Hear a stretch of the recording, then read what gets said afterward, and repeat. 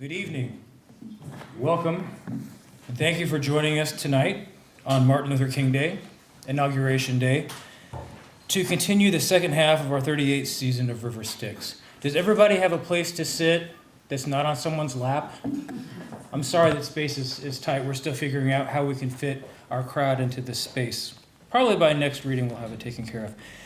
Let's see. Also, before we begin, I would like to take a moment to recognize the recent death of a poet who has shared our podium. Jake Adam York read with us on Martin Luther King Day exactly 2 years ago and died of a stroke last month. And he is the author of 3 collections of poetry, including Murder Ballads and Persons Unknown. And I think Adrian might have a little bit more to say about it, but for now, I'm reminded of William Matthews' poem, Living Among the Dead, and the lines, "But it was when I learned to read that I began always to live among the dead." And so we as readers might dwell more among the dead than most, but tonight we'll remember the dead and live among them even while we go about the work of the living. This evening we feature 2 talented writers, poet and Washington University professor Jennifer Kronovet and poet and memoirist Allison Hedge Coke. Both writers have their newest books for sale, courtesy of Left Bank Books, along with the newest issue of River Styx, our End of the World issue, which came out last month, right before the world ended. I'm sure some of you might have noticed that. We're also featuring River Styx hoodies in this 20-degree weather, poetry contest flyers, recent issues, CDs, and other assorted River Styx stuff.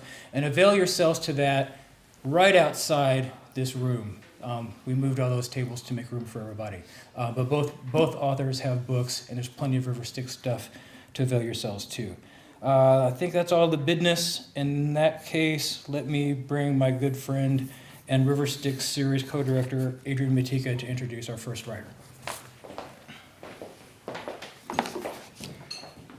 This dude is so tall.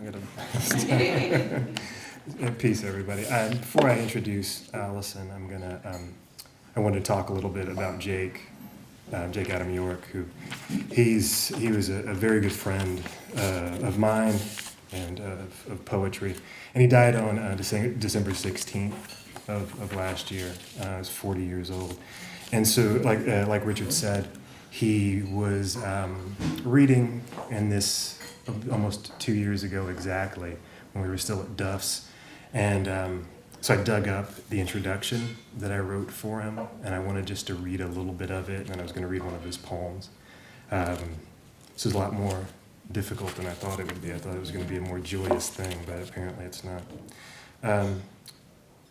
The poems in Jake Adam York's collections serve to find the righteousness in this subverted history because much of the activity during the civil rights movement, which is what Jake writes about, was censored or ignored. His poems bring this history to light in a variety of ways. There's some Larry Levis in there. There's some Dylan and Mississippi John Hurt in there. There's some Coltrane and Medgar Evers and Matt Charles Parker. Jake himself summed up the motions of these poems. There's always a story, and a story, and a story, and a song. In these poems, you will find the history, the story, and the music we need to begin to understand this revolutionary moment of our history. This is one of his poems. It's called Self-Portrait as a Moment in 1963. Supper's late, and my mother sprawls before the console, half watching Gunsmoke, Alabama history spread before her.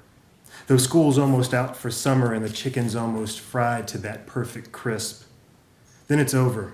Credits stamped over final stills, and the show gives way to news. A minute film from Birmingham, not an hour south, where police are turning dogs on kids as young as she, spraying them with hoses until they fall. The water she isn't watching curling like smoke in the air. My grandmother flicks the switch, and they're gone. They eat in quiet, each cutting a breast or thigh into steam, forking beans or macaroni until the plate's blank faces shine again. This is years before she'd meet my father, before I'd come to that table, that food, that room. There's a silence here. I want to scratch away so I can see what's underneath, what they don't recall. I want to turn someone's head, My grandfather's maybe, or my mother's, back toward the TV where the tube's still fading, the ghost of that scene on the edge of that room. I want someone there to see and remember so I can leave and go back into the future. Not history, not yet. Jake Adam York.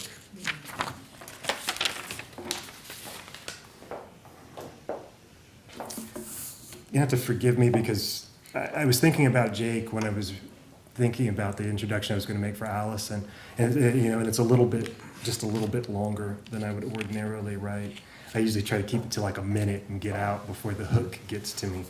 But today I'd been thinking about the way that Jake reclaims things, and I think that he and Allison have a lot in common in that way. I first met Allison Hedge Coke in Marfa, Texas, when we were both fellows at the Lannan Foundation residency. Marfa is West Texas. I mean, like West Texas. Maybe an hour from the Rio Grande and at least 3 hours from the nearest airport. Most people don't think that they've seen Marfa before, but if you're a movie buff, you probably have. Marfa is where the Elizabeth Taylor and Rock Hudson movie Giant was filmed. And it's also where the recent Oscar winners There Will Be Blood and No Country for Old Men were filmed. Now, if you've seen any of those movies, then you know that Marfa is an unforgiving place. It's the home of snakes and scorpions and cacti and barbed wire and riders. And we were there, and there was a rabid skunk with us. And I don't know if you ever ran into the skunk, but I came home and he was there one night. He just hissed at me and made me, stay in the car for a half an hour until he went away. There was also this trio of wild turkeys that lived in the area, and they would come and hang out on our porches. And Allison called them the Three Wise Men. I'm describing Marfa in this detail because I was completely out of my element there. I don't like Texas. I'm not a fan of the desert, and I certainly don't like being near skunks. So it was a very uncomfortable place, and here's Allison inside of that. I knew her grace and her depth as a writer. I read Dog Road Woman and some of her other poems, and I was really, really impressed with that. But I didn't know what a generous and welcoming human being she is. I should have known. She's edited several anthologies and folios of indigenous writing. Most recently, Sing, Poetry from Indigenous Americas, which is available out there. She also served as editor for the Platte Valley Review and is currently working as an editor for Black Renaissance Noir with River Styx co-founder Quincy Troop.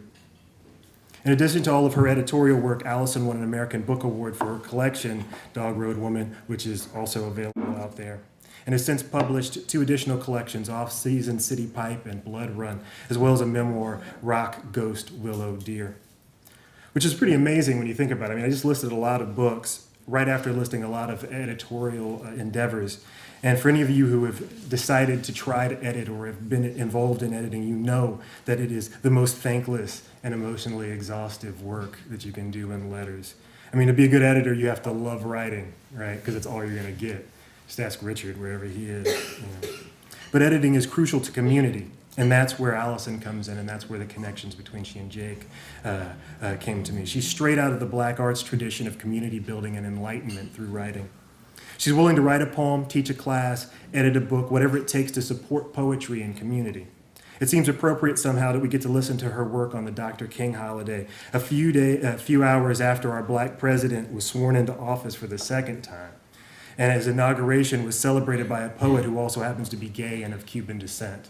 For any of you that haven't checked out Richard Blanco's reading, it was a gorgeous reading. I don't know, I've got to go back and look at the poem some more, but just sonically, it was beautiful. He has a great voice. I'd like to have him read me bedtime stories, which sounds like wrong, but it's true. just a beautiful voice, right? What better time than to appreciate the efforts of a writer like Allison Hedge Coke?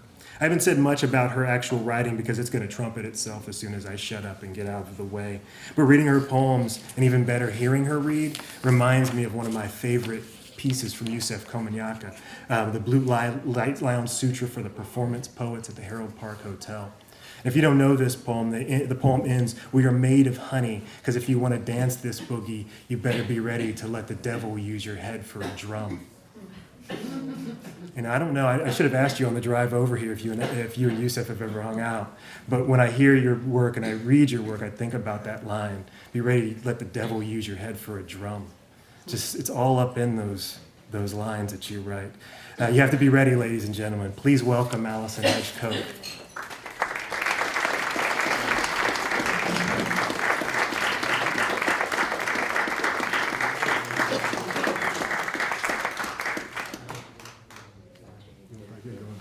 I am going to class. Ooh, I hate to put that on the piano. I'm going to take off my jacket. How you guys doing? Everybody good? I'm really short. Let's see if we can move this down a little bit. Okay, can everybody hear me? Yeah? Is there a copy of Off-Season City Pipe out there that we could loan to Carter real quick? He's hard of hearing. Is anybody out in the other room? Is there a copy of this book out there that we could loan to Carter Rivard? I'm sorry. I was trying to get you a copy so you could follow. Oh, okay. Maybe they'll bring you one. I hope so. Welcome, Carter. This is Carter Rivard. Everybody give him a hand. Great writer that came out here. This is still too tall for me. That's good. Thank you. Okay, there we go. All right, everybody hear me in the back again? When I was a kid in North Carolina, I was a tobacco sharecropper, and I was the first woman in Raleigh to do construction. I was a commercial fisher, and off season, I trained dogs and horses. I trained horses for Jimmy Pleasant, who was an RCA cowboy. I made those guys look good. And I trained dogs for Tracy Bowling School of Dogs. And when James Earl Ray escaped in Tennessee, his second escape, it was my bloodhounds that got him. So good dogs. And when I grew up, the thing that was happening in North Carolina at the time, Greensboro had some real issues. We all got tear gassed at a lot of events, and Wilmington 10 was a big issue in my poetry when I was a kid. I still remember my naive lines from elementary school and junior high, writing about the Wilmington 10, and I'm happy to say that they just got gifted their innocence by the governor about 2 weeks ago. So after all these years of fighting for them, it finally came through. So it's a meaningful day for me. Barack Obama is born on my birthday. So there's that as well. And my mother just passed away. She was 91 and a half, so she had a really good life and went about as good as anyone could go, and was joking up till the end and demanded that we not be sad about it. But I was thinking about Adrian's love for his friend, and of course I really respected the work of him as well. So I wanted to read a little thing for my mom, and then I'll get started. But this is actually the first reading I've had since my mom passed. So I'm not quite myself performance-wise, so I thought I would do a little thing for her. And I'm working on this, so it's new. It's called A Time. The problem is that it hasn't been written yet. The omens, there was a headless owl, a bobcat struck, a red wolf where she could not be, and none of it's done yet, and it's over. There's nothing yet of the night when she called us closer, asked me to bring her her crow painting, to stay straight across from her feet so she could waken into it, and remember her friend. An old chief alongside her shoulder was still watching over her, just as the mountain had always done throughout her Alberta childhood. The Pendleton shroud, our braids, her figure in the flaming pyre, the cards, the notes, the task, the things undone yet, not done, and she with us, and far away, as this has always been and ever will continue. We meet when we leave, we meld and vaporize from whatever it was that holds us human in this life, and all the beautiful things that lead our thoughts and give us reason remain despite the leavings. And when it's over, said and done, all I know is the same as you. There was a time and there was never enough of it. Yeah.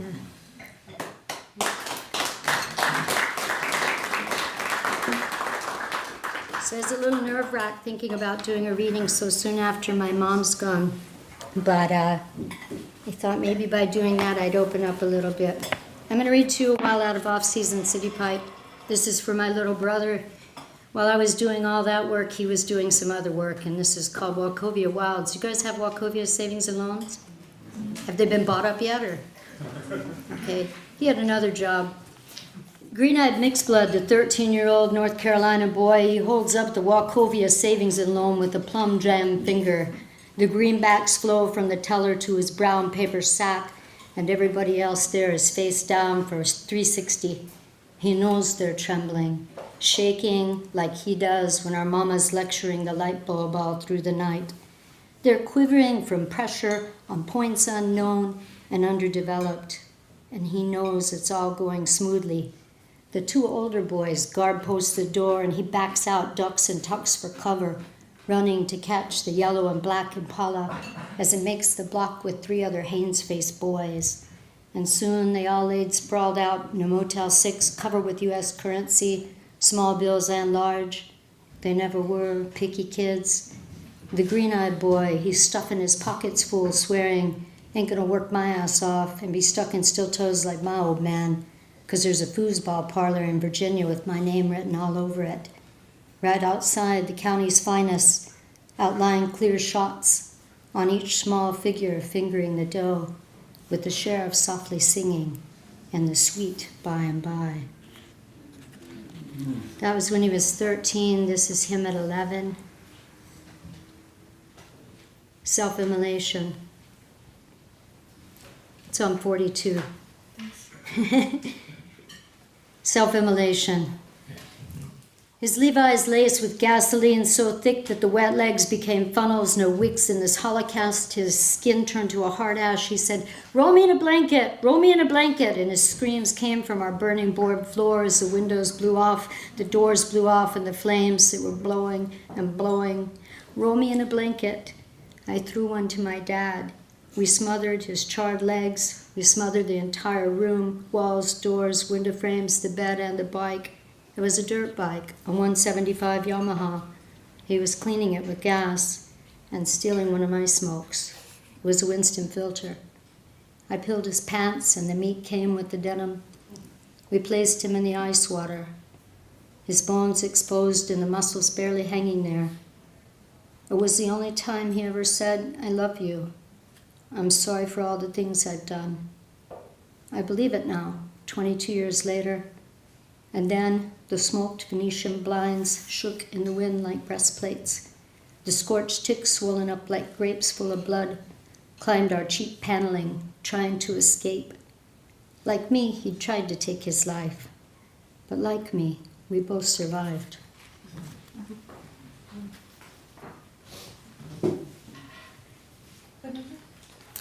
I think I'm going to go to 38. Thank you for helping with that. This one's for my mom too, but it's an older piece. It's number 4 Southwest Chief, LA Central. How many of you ride Amtrak? One? Yay. 2, good. I'm an old train rider. I love trains, and this is Southwest Chief in LA. The sheen of incandescent lamppost light travels this rail, and up ahead the conductor reminds us, if there's anything we can do to make your trip worthless, just let us know. And no one cracks a smile. The Amtrak car glides between concrete pillars wrapped with steel for quake protection. The projects plastered in graffiti by day now sink into a 9 p.m. comfortable. This time of night, you'd think there were condos, if you rode this rail for the first time. But what I see is concertina riding chain-link fence tops, as if there's an escape attempt due any moment. And then somehow I see myself in the window, not a reflection, but an actual replica, looking back at me and at the glare, over further than a bounce of light could flash, where the planes coming in to land look like falling stars. And I'm taking my mother back to the asylum in my memory. I still hear her saying, Bad, bad girl. Look at the pretty stars and Christmas lights. It was sometime late July. LA River on my left. Tonight there's more water there than trickle down. Along the concrete banks someone wrote out reckless. A concrete mixer is parked right by the river rail, and one single truck has its lights on bright. By morning, jump starts will cardiac it back to life. My gut aches. The whole world's in a window at Fullerton, and through the arches past the electric globes it spins high over a Pepsi machine on the floor far below. You're a bad, bad girl. Look at the pretty stars and Christmas lights.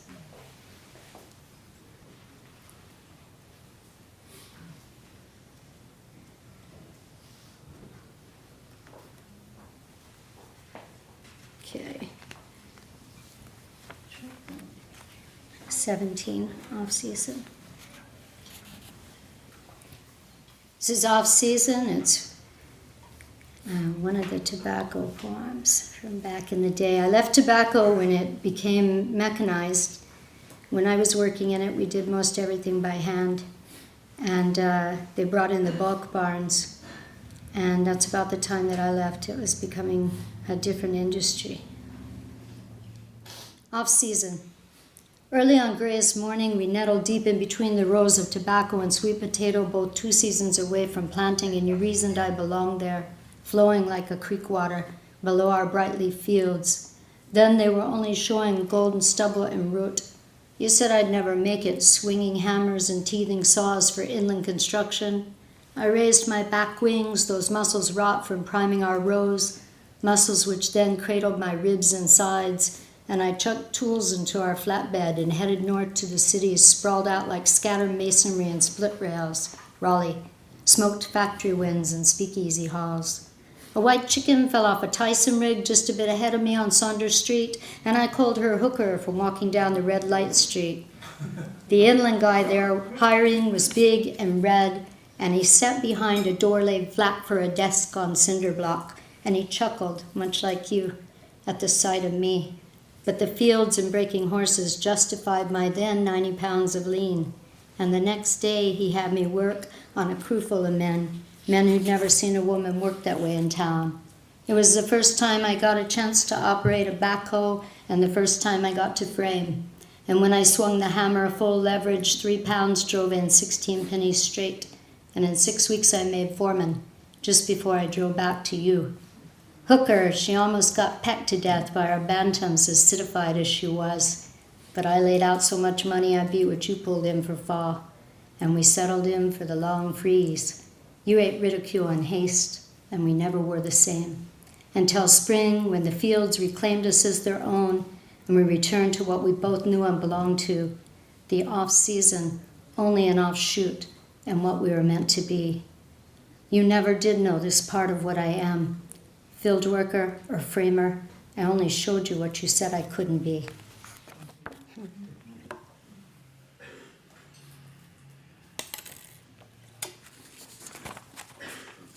All right.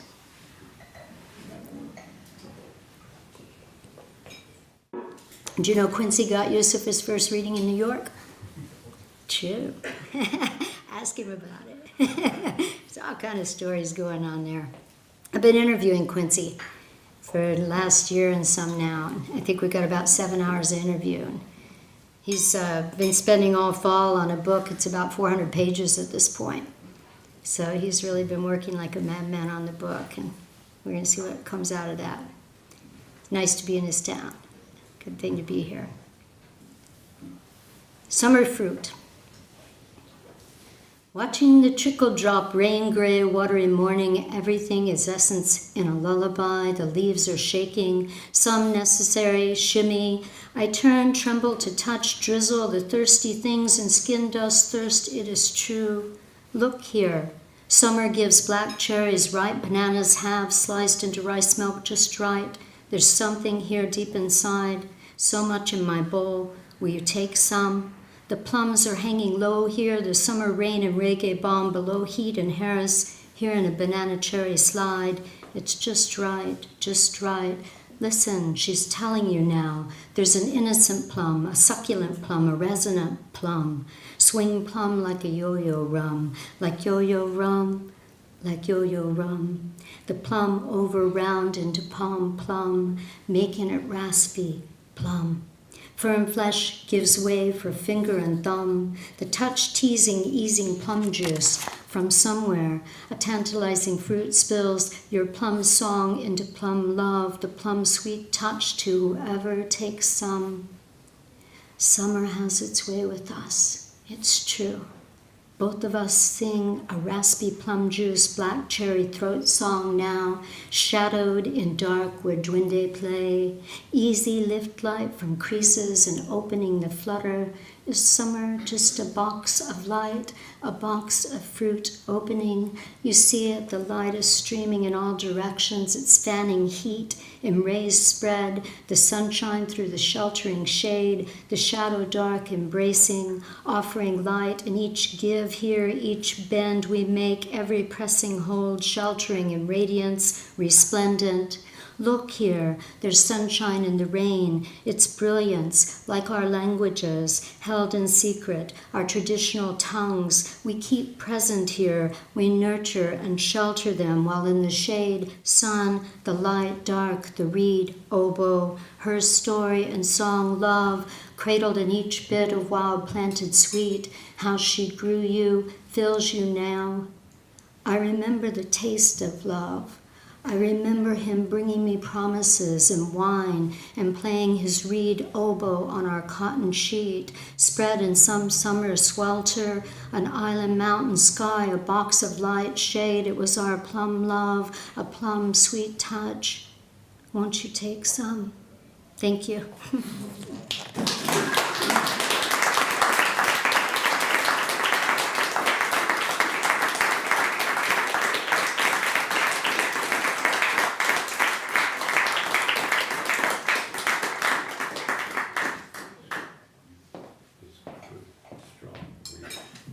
All right, we're going to take a short break, maybe 10 minutes tops, and then try to cram back in here for part 2 with Jennifer Kronovet. See you in just a couple.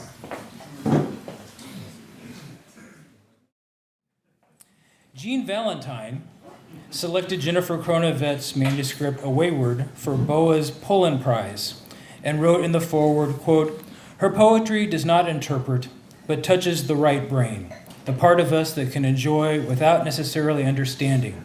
Without, as Keats says, any irritable reaching after fact and reason," end quote.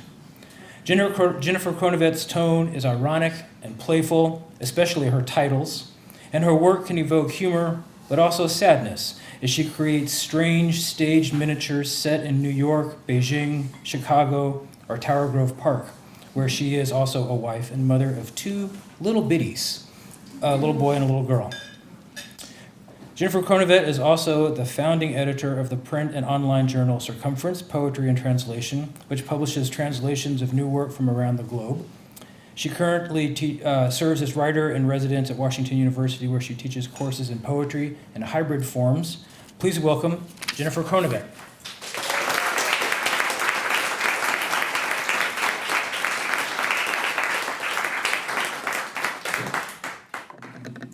Thank you so much, and thanks also to Adrian for having me, and to you guys for coming out in the cold.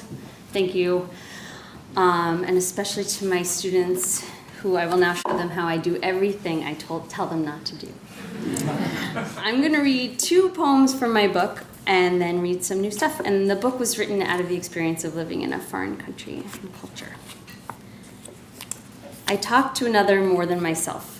The same words, anathema, bibliographic, mark our language as fallen. Stencils of trees to decorate trees. At the museum you are impressed by ancient bronze, metal ribs of another. I wield a dull knife to my way of seeing. The cloud thoughts, not muscles, feel the threat. The word hinges, like tools of unknown origin, exposed under the more modern way to light old artifacts. My use of you could distill us, make room for another experiment in materials. For us. Hard to know, always at an end, the reason for turning toward yet another alley of him, while I, in the same mood, am storing myself to have a past, the past. What is a lie for us is holding the astounding private. No more waiting for feeling to be knowing, like a blade against the fruit. Just the feeling, and then saying, and then another reason for turning. Now I'm going to read these poems that I'm obsessed with language and how language is us and is not and is of us, and yet we wrangle with it. And there are people who have written about this named linguists. And for a long time, I thought I wanted to be one, and I started to try and write these little essays on linguistics, and I realized that they were poems. And it seems that's how I best think about language. So these are some poems about linguistic ideas and terms and figures. 10 ways to mourn a dead language. 1. Intersperse words from the dead language into your speech. When asked the meaning of the dead word, say, I never said that. 2. Think of an idea or expression that can only happen in the dead tongue. Repeat it until it becomes a whole. Yell in. 3. Write dead words in sugar or salt inside food. Distribute. 4. Rename the stars with words for body parts in the dead language. Teach neighborhood children to use these names. 5. Nothing stays inside the body forever. 6. 7. Use dead syntax with alive English words when asking for directions to places you'll never visit. 8. What is the most popular song right now? Translate it into the dead language. Then, if the song plays in your presence, hold your breath. 9. Borrow some clothes from friends. On each label, write one grapheme to spell across bodies, touch me here in the dead language. 10. Send me your address. I'll send you a letter. So they're all prose poems in case you're wondering why there's so many words. These two are about, I feel like people who are not poets, who are maybe my parents, are always reminding me of poets who had other jobs, like William Carlos Williams. Wasn't he a doctor? And Wallace Stevens. I'm like, I understand that there are jobs that can be had. But I'm also very interested in linguists who had other jobs. So these two poems are about linguists who happen to not be professional linguists. They had other jobs at the same time. Benjamin Lee Whorf, 1897 to 1941. Whorf worked for an insurance company. He studied the causes of fires in the files, faulty wiring, lack of air spaces, a problem of materials. Additional patterns emerged. Workers took great care around gasoline drums, but not around empty gas drums. Empty. Put your hand in there. Can you feel anything? When the night sky is empty, there are still.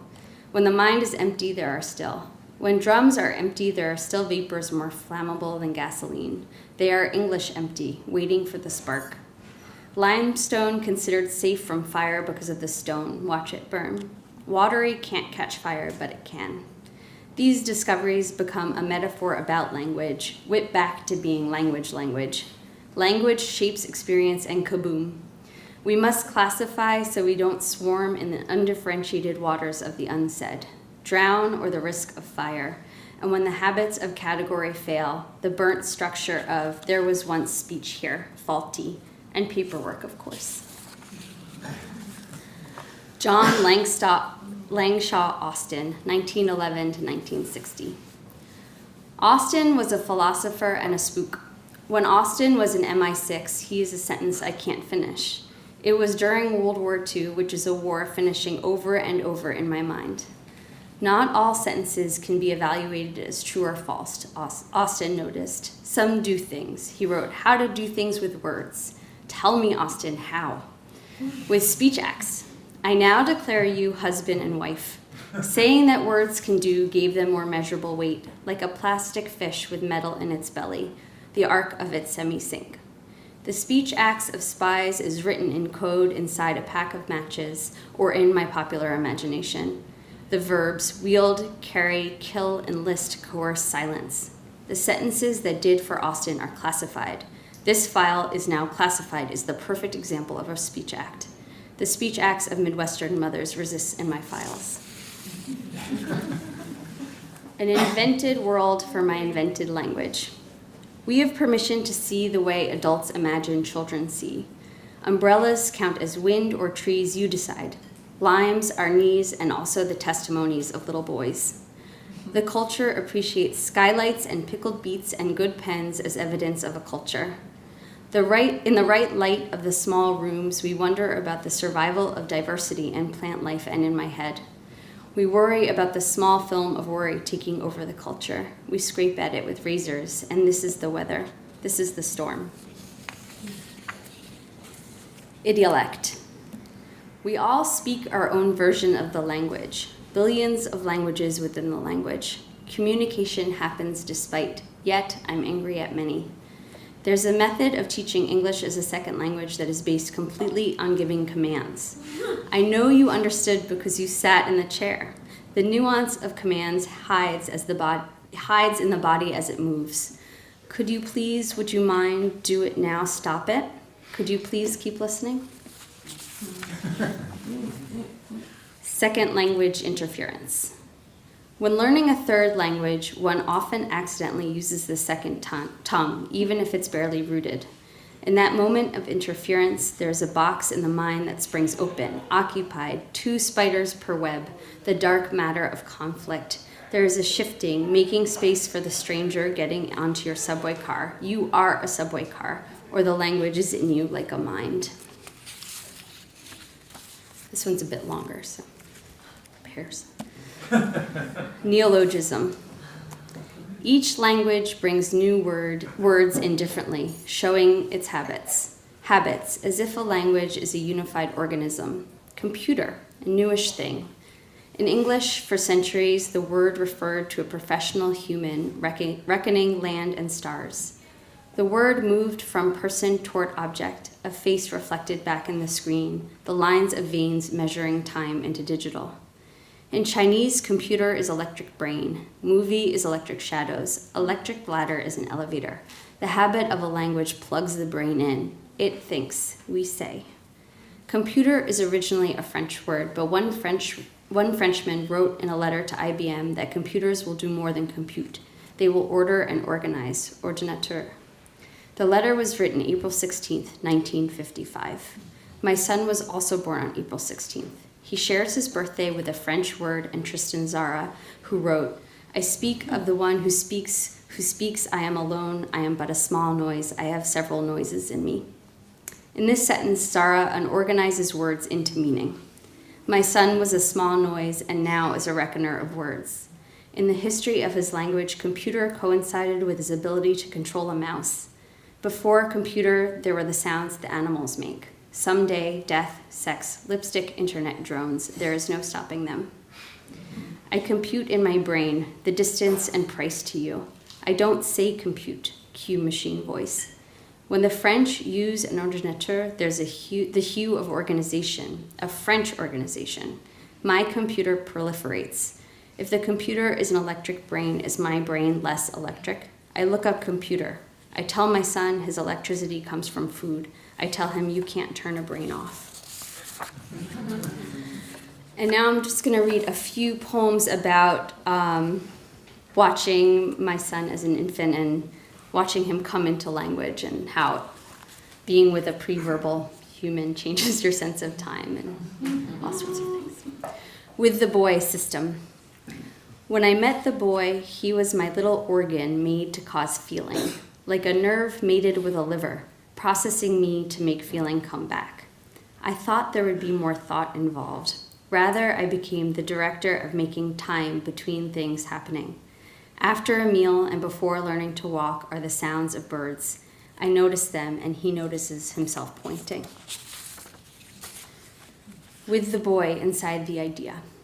A painting of horses that are part of a war. The war is subtle, but the horses are not. The idea of things now lives in the sounds things make. We don't hear the horses, but we do. The war is silent as flesh because the past doesn't know how. The boy's war makes a sound we imitate by accident. With the boy with the book. The man loves the boat. I didn't have to make that sentence up. It exists the way all transportation does. He says, more go, more self, and I translate that into the talking that's always been I. Thoughts grown from thoughts are the weakest. Instead, I want to see talk to un-I until it's all more. I can't turn the boy into a lesson, but I teach him. The man loves the boat. With the boy in the house. The boy will raise a hand to salute you, a resistor in the electrical system of ideas. Then the feeling alarm. Then for Micah daytime again. I feed him while concentrating on the words I feed him. If I list them, we might fail. Then tongue to floor, tongue to plastic, tongue to grit. We detect no faults with the juices of the house. I am modern. This isn't speaking, this is happening. The creation of composite material. All action greeted with unknowing. We are making each day as if a day is a real thing. With the boy, cemetery. A fire hydrant in a cemetery. Observe, and then nothing to say. The rubber of thinking solo so much. The primer of your hand being affectionate. The primate particulars. You eat, I eat, he eats. Okay, fragmented thoughts, as if I'm living in a certain time. A manhole has text that manifests as a totem. The ironwork becomes structure the way structure should be. He woke, I woke, we all woke. And this is the last one. With the boy, window. He picks language from what's given. There's always a bird out the window. Window bird of language, we made you to cry out and be set down. Every other sound is a truck, the sound of a man driving his truck to truckland. Window bird, traipsing a cursed sky, we say in, not out. Cutting the swath for saying until the world is out, and traipsable. I say something happened and so it did that way. The trucks and birds go far to where we don't, so we say here.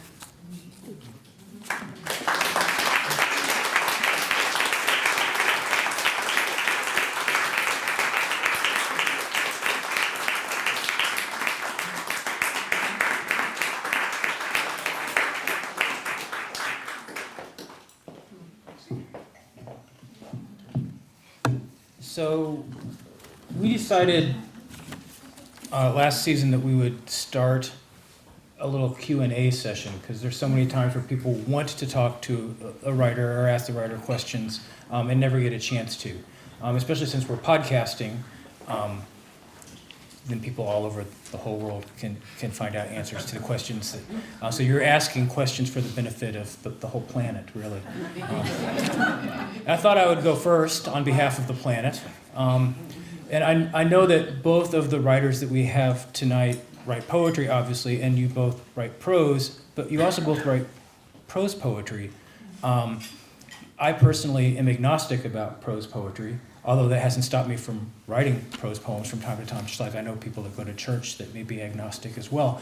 But anyway, I'm curious if you both want to come up here and answer a question about what we have to lose when we write prose poems, and then also, more importantly, what we can gain by writing a prose poem. So do you guys want to come up here and speak for the planet?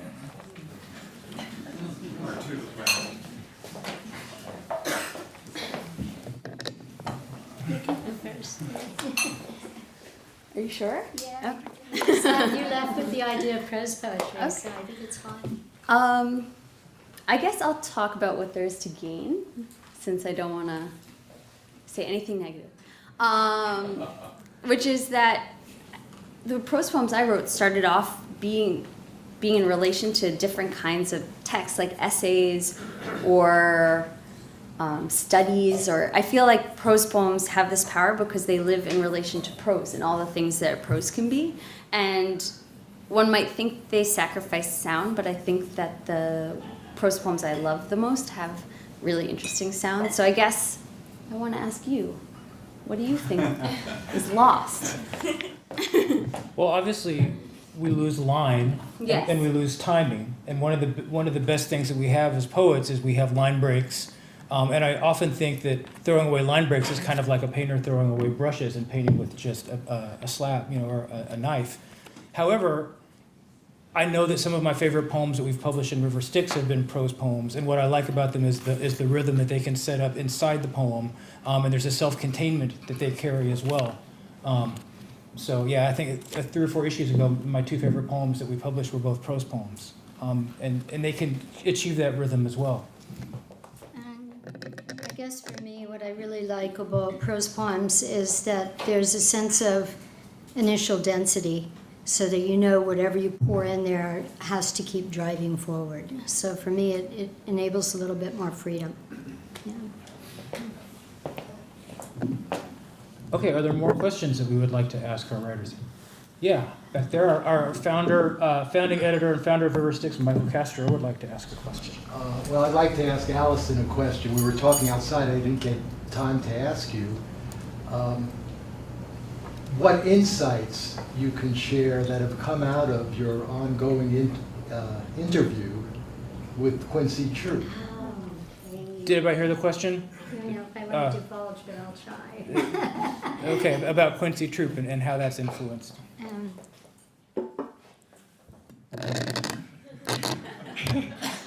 Okay, so Michael asked what insights I can divulge at this point in time that's come out of the interviews I've been working on with Quincy Troop, right? Yes. Okay. Incidentally, Quincy is doing a reading in St. Louis on the 16th of February. Oh, excellent. Everybody go.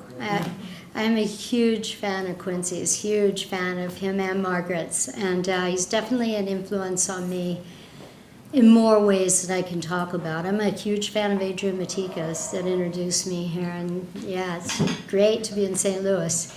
I wanted to interview Quincy. We're longtime friends. I'm very close with him and his wife Margaret, and I believe they're 2 of the most genuine and real people that I've ever known in my life.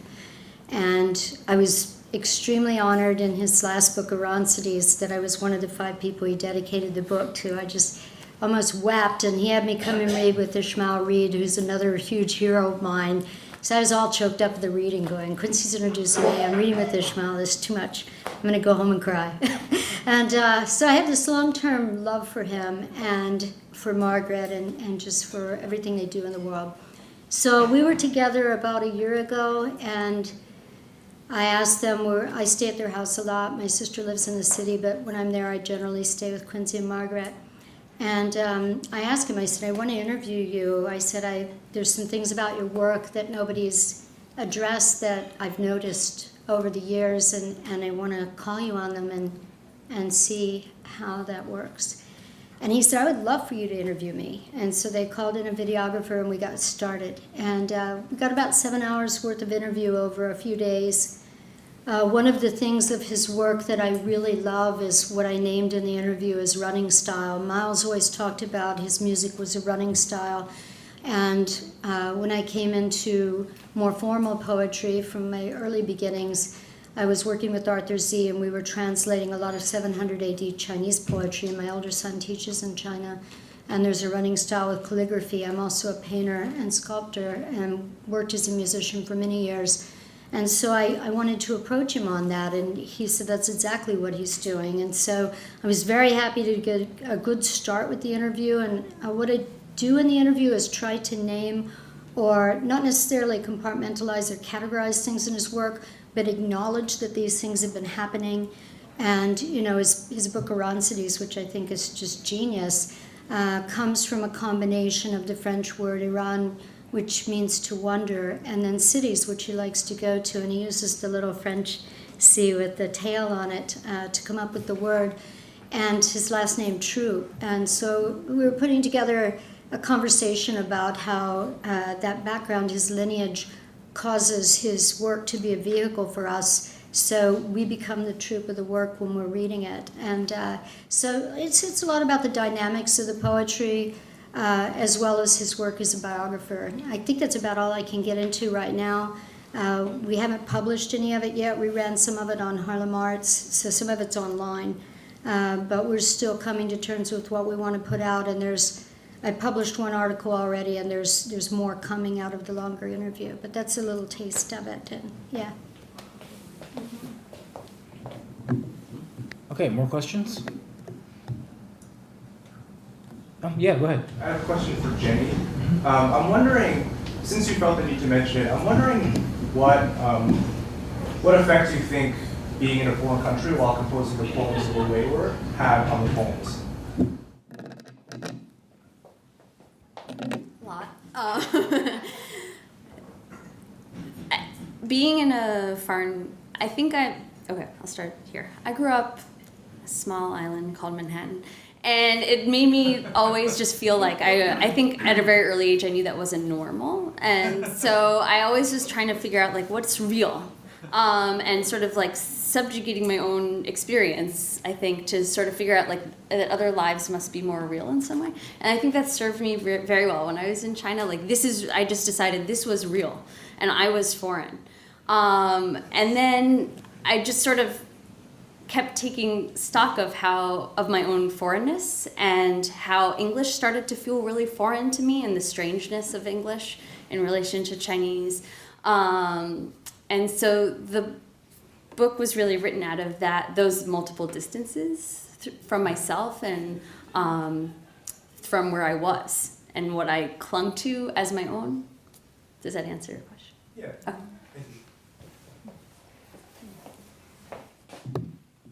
Other more questions? That's it? Uh-huh. I have sort Yes, of, sorry. I have a follow-up question for you, Jenny. So relating to that previous question, I was really intrigued by I think it's reports that are in a wayward. And I'm sort of wondering if you can address sort of how you came to add these little reports to the poems. if you can't hear her because she's down there on the floor with her nap blanket, the question is about the reports in the Wayward book and at the ends of the poems.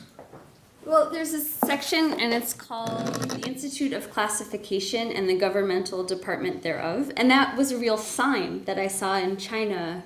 I mean, a translation. I don't actually have what it was in the original Chinese.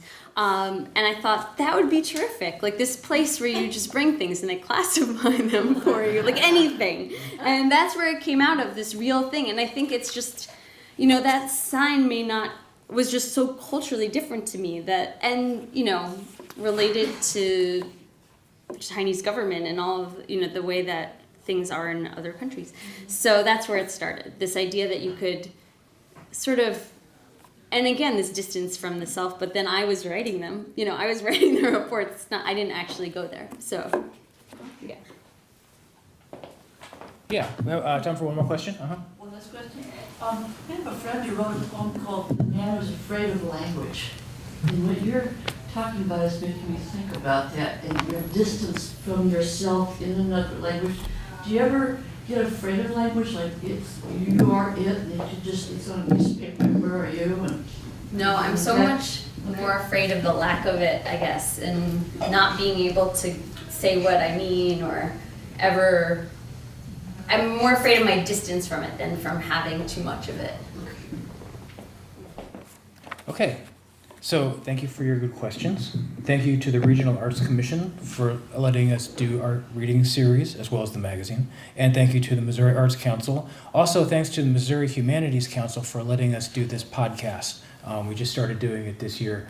So see yourselves on the web if you like, especially if you're eating. That's what I look like when I eat. Also, thanks to the Tavern for letting us do this, our new home, for 5 months now.